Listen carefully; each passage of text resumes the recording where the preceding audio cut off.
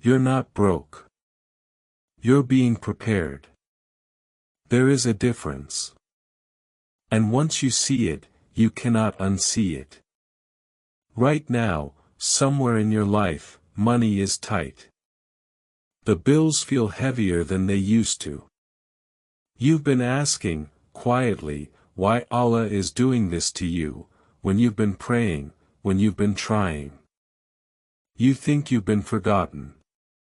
You haven't. Allah says in Surah At-Talaq, verse 2 and 3, and whoever fears Allah, He will make for him a way out. And He will provide for him from where he does not expect. Read it again. From where he does not expect. That is not a poetic line. That is an instruction.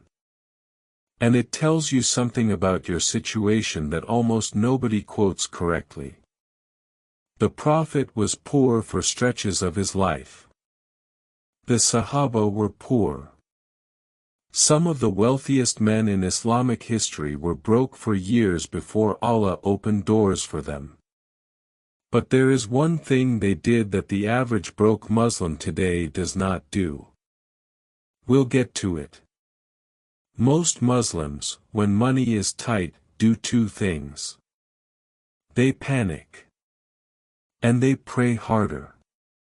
Both feel right. Neither is the instruction. The instruction in At-Talaq is taqwa.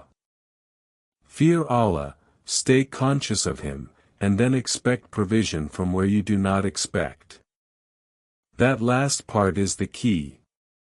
You're being told, in advance, that the way out will not look like the way you imagined. You will not get the raise you wanted. You will get something else. A door you didn't see. A person you didn't expect. A skill you ignored.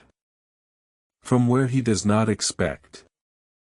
So what did the Sahaba do that the average Muslim today doesn't? They stopped negotiating with Allah. They didn't pray for the specific job, the specific amount, the specific outcome. They prayed for opening. They asked Allah to provide from where He chose. And then they kept working, like men who trust the one they pray to.